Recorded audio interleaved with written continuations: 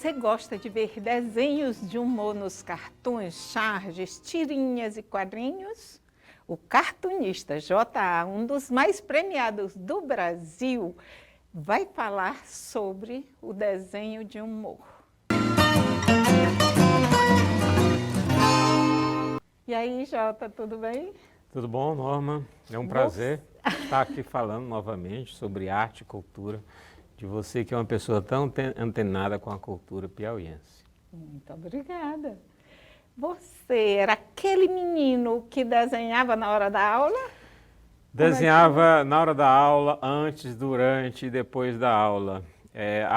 Eu sempre digo que o artista nasce artista, né? E no meu caso não foi diferente. Eu, com 3 anos, já desenhava nas folhas de papel que eu encontrava. Eu já era apaixonado pelas ilustrações do livro. A minha tia era professora lá no interior de Coelho Neto, Maranhão.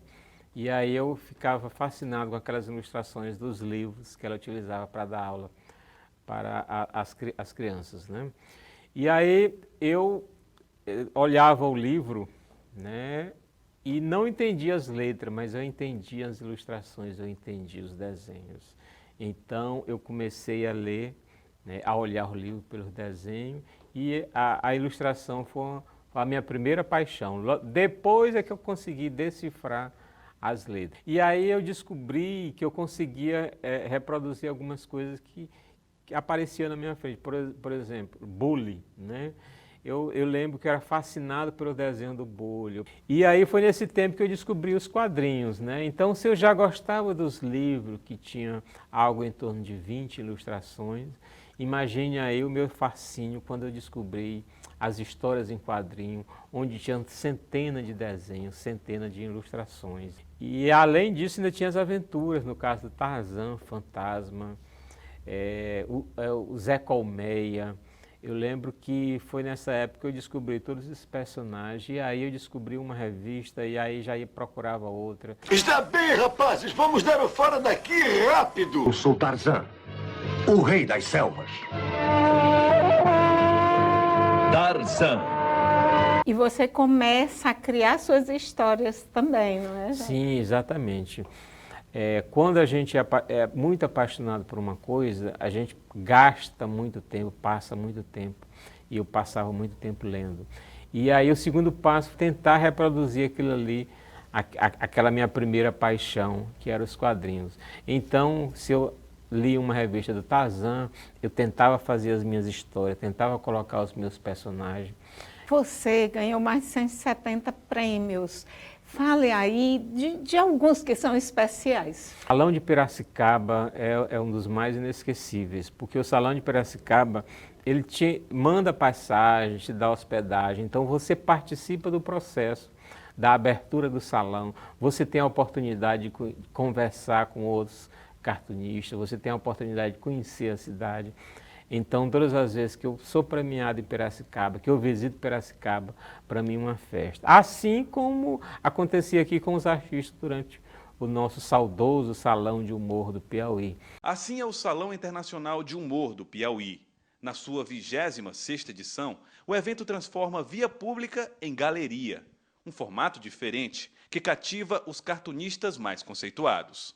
Impressionante porque, por exemplo, não obriga nenhuma pessoa, nenhum cidadão de Teresina a sair do seu trabalho, ir para casa, tomar banho, vestir roupa e ir para um local onde ele possivelmente seria até barrado. São 1.500 trabalhos em exposição durante 7 dias.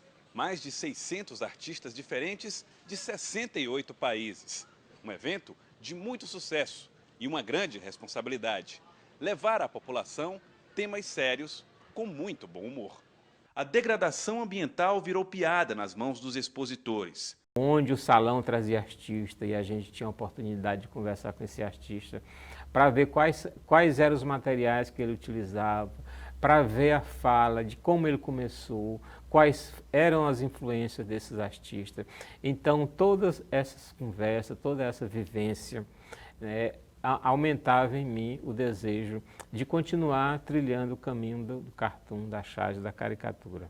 O chargista ele sempre tem que estar antenado com o que está acontecendo em sua volta, né? Uma das minhas últimas charges premiadas no Salão de Humor de Piracicaba, acho que foi em 2020, tratava da questão do Bolsonaro, né, à época que ele foi eleito com um discurso de ajudar a população e não cumpriu isso, né? O meu desenho, a minha charge, mostrava uma família, que o Bolsonaro falava muito de família, né?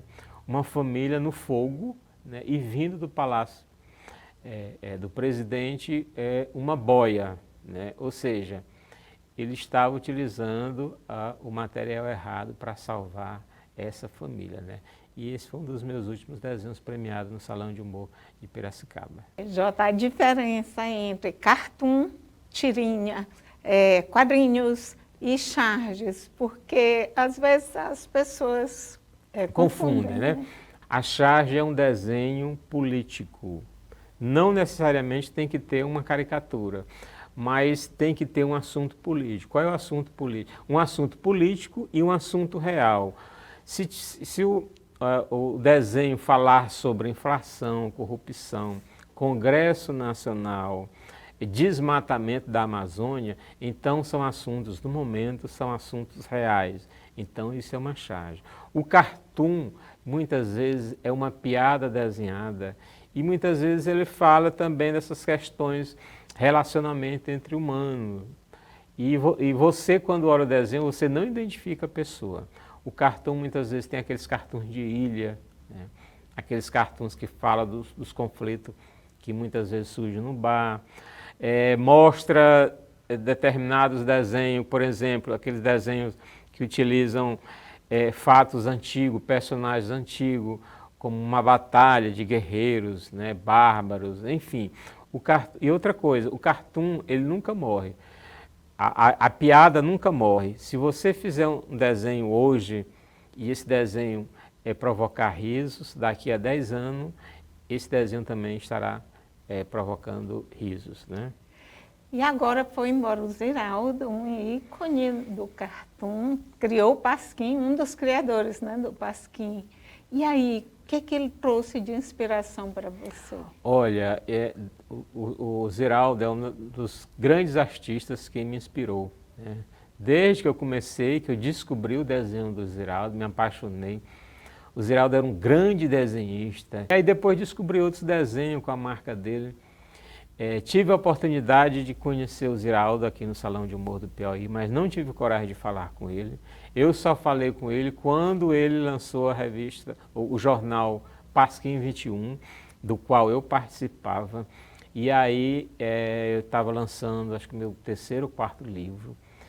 E aí eu liguei para o Ziraldo e aí eu consegui que ele fizesse o prefácio do meu quarto livro. E ele, de uma inteligência ímpar, né? É uma pessoa que passava o dia desenhando, ele deixava isso bem claro. Eu desenho o dia todo, né? Além disso, sem falar nos livros dele, que é o Menino Maluquinho, que é o mais famoso. Tem o Menino Quadradinho também, Professora Maluquinho. Enfim, o Ziraldo, ele morreu, mas a obra dele é eterna. Continue com a gente, que a gente volta já já.